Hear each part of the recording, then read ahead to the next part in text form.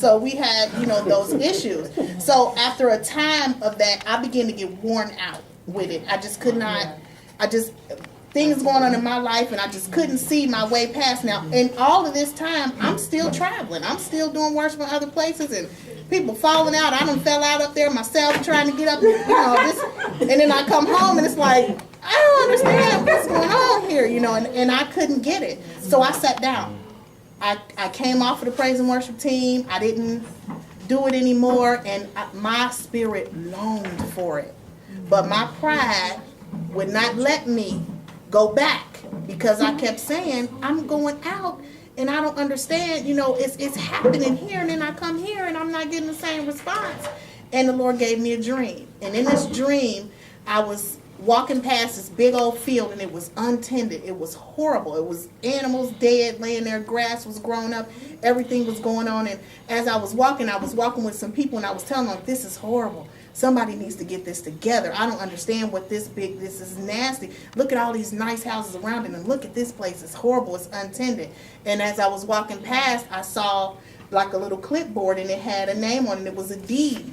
So I walked over to it, and I said, I can find out who's owning this property. And then this is in a dream, because somebody needs to take care of this. This is horrible. It's between wonderful houses, and this is horrible. So I start looking through the deed, and I'm looking and looking and looking, and on the end of the deed, I saw my name.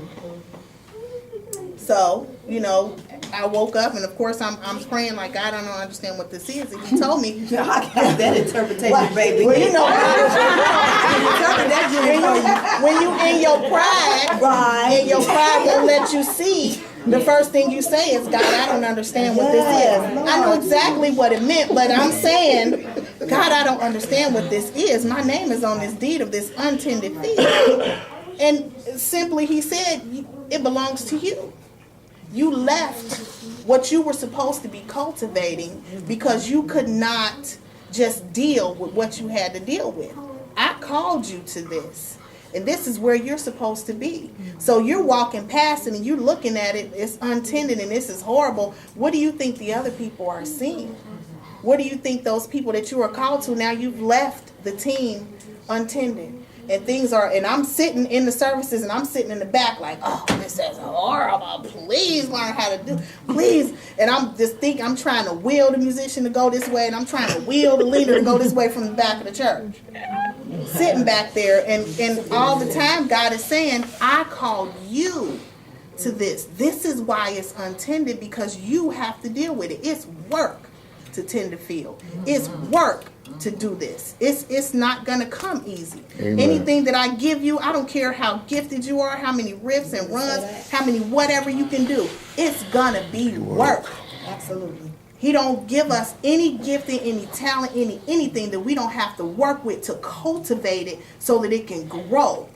Once that seed is planted, it's our job to cultivate it. He's gonna water, but we have to use what we have in order for it to be cultivated. So I had to let my pride down, get in the face of God, and have him whoop me real good, and I had to go right back to where I was and talk to those people. And I apologized in front of the whole church, because what I had done was I allowed you all to have to be subject to stagnation because of my pride, and because I couldn't see where I was supposed to be, and because I wasn't willing to just continue to work.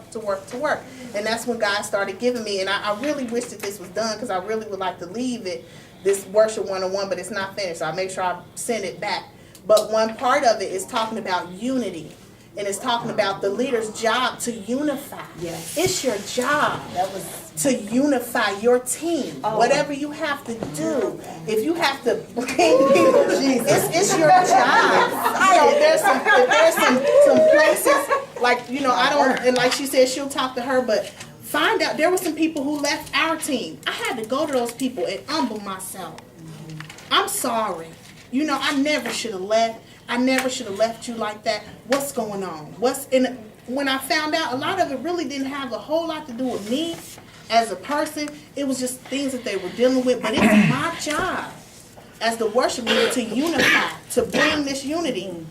Just like it's the pastor's job in the house when you see confusion going on in the house, it's your job to figure out what this is and bring some unity to this situation and find out what's going on. And just like she said, my pastor said that to me. You dare not continue, go out, and because as I was sitting out, I was still traveling. And my pastor said, you will not take another engagement. And in my mind, I'm thinking, oh, yes, I will. Because I'm not going to sit here and not do. I'm sitting here, and this is me. I'm sitting here dying. I need to give out this worship. I need to do it. And God said, you need to do it in your house. Because that's where you're called to. So you figure out what the issue is, and the block was me. I didn't want to work at it. I didn't want to deal with the opposition that was going to come. I didn't want to deal with people looking at me like I was crazy. I didn't want people to think, she thinks she all that, and she, I didn't want that. But that's pride. That's just pride, because just like Apostle Benny said last night, I'm gifted to do it. So, if you're looking at me like she thinks she all that, no, God thinks I'm all that, because he gave that to me. You have to talk back to him about that. I just got to do what I got to do. He called me and I'm doing it. And you have to learn, once you unify your team, you start getting with them, start talking with them, do stuff outside of the church, outside of outside of, not just service. Let's go bowling. Come over my house, let's eat. Learn my heart and learn the fact that I'm not trying to be over you.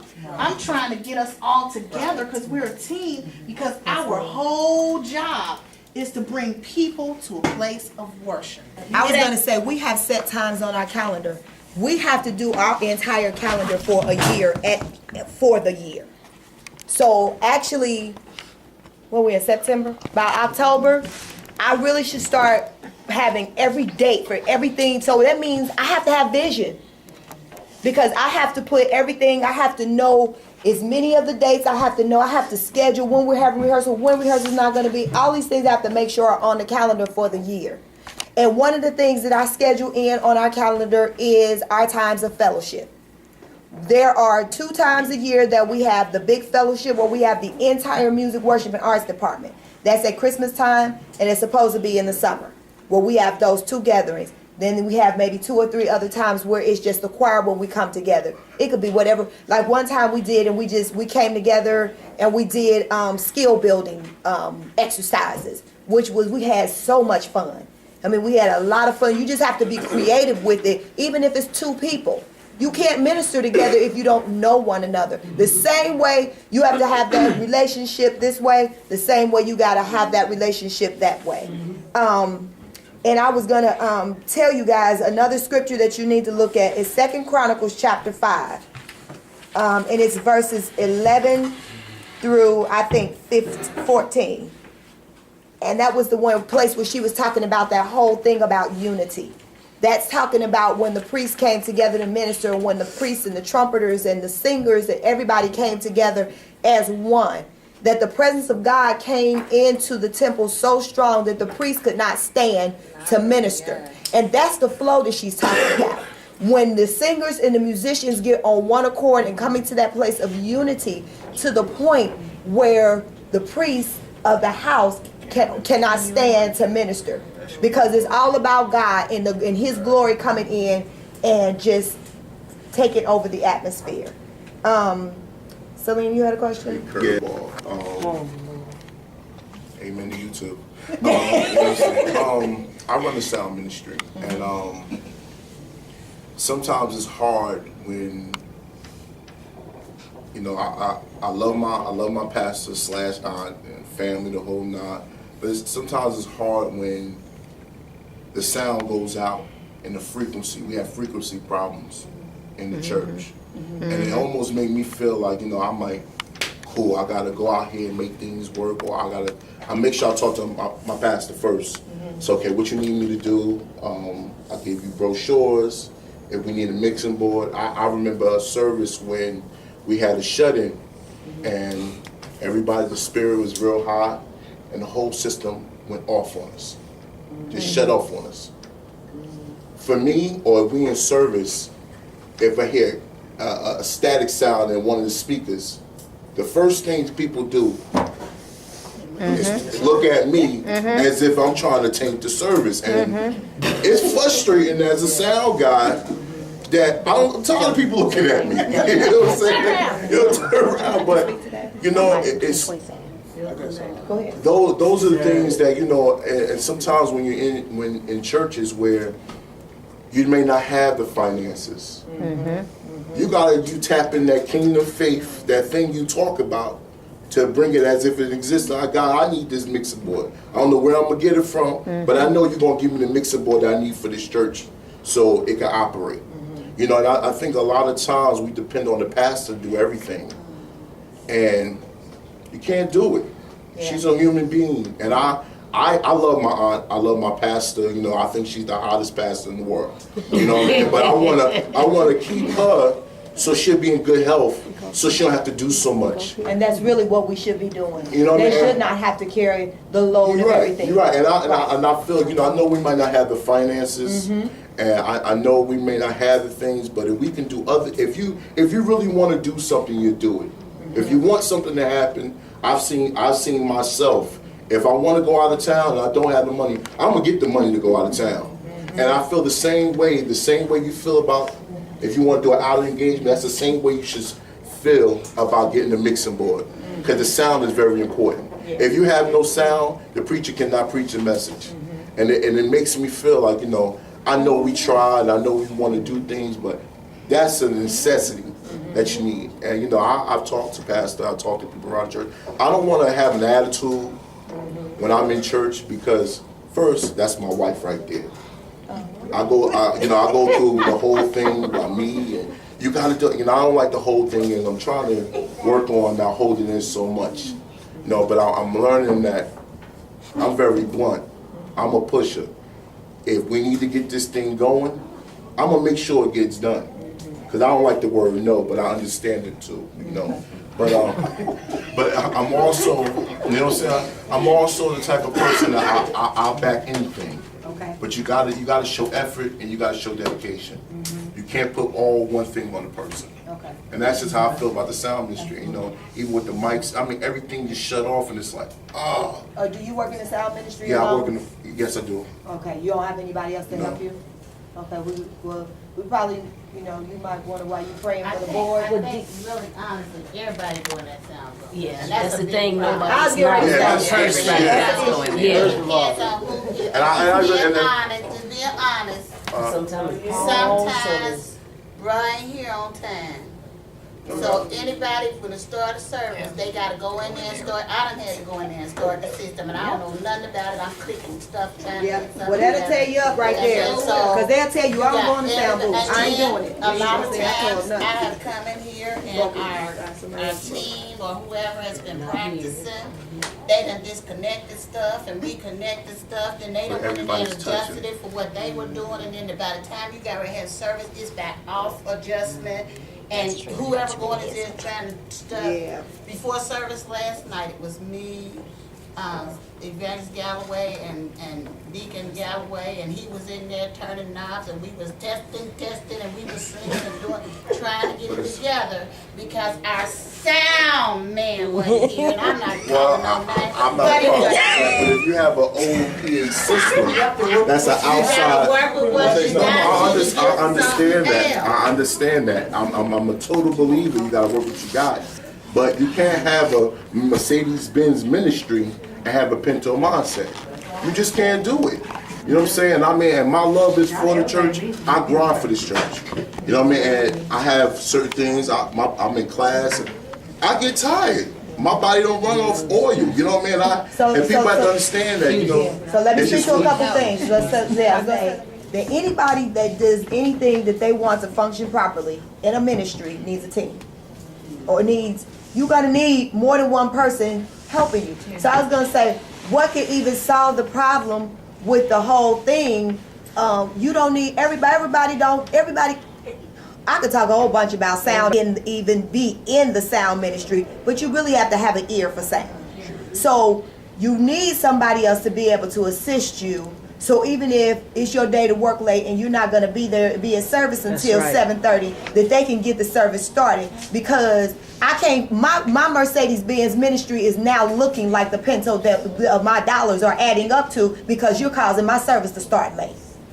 Don't talk me about this when you got to be, because you can't talk about something that's going wrong if you not the resolution to the issue on the front set. Now I can see that if you're here and you're making this happen so that nobody else has the right to even touch it, they shouldn't even be able to mess it up.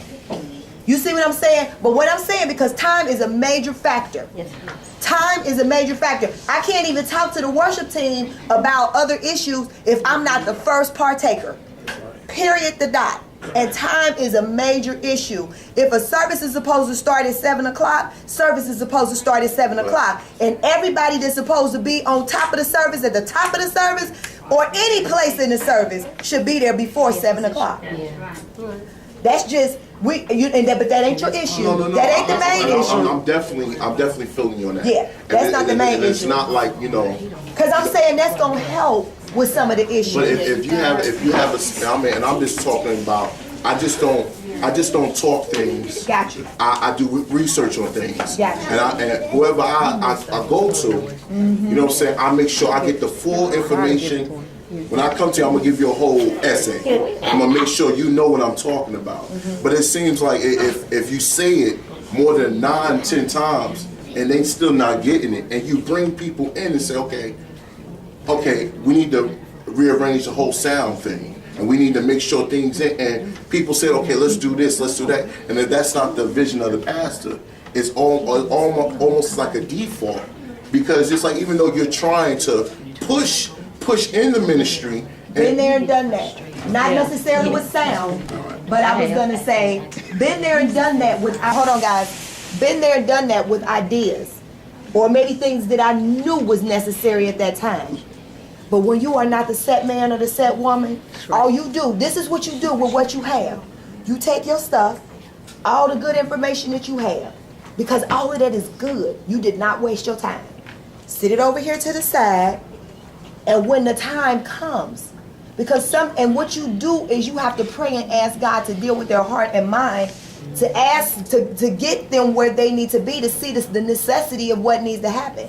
Sometimes that's because we're not the visionaries, we don't see what's really major over here, or we don't factor in where the cost has to be for something else, or where a member came and their house is getting ready to go into foreclosure, and what we was just getting ready to use for the sound ministry, now we got to help them from being set out on the street. That's right. Those are the things that we don't see from standing back behind, because we are not the set man or set woman. So hold that stuff, because all of that is good. And when the things that we are passionate about, the things that matter to us, are the things that matter to us. This house, I want to thank Pastor Shelton for allowing us to come. We pray that we have been a blessing to you, that you've been able to get some notes and get some things, and just for being able to have the open dialogue, because a lot of times you have people to come in and they just talk, and then you don't get really any of the questions or the things that are concerns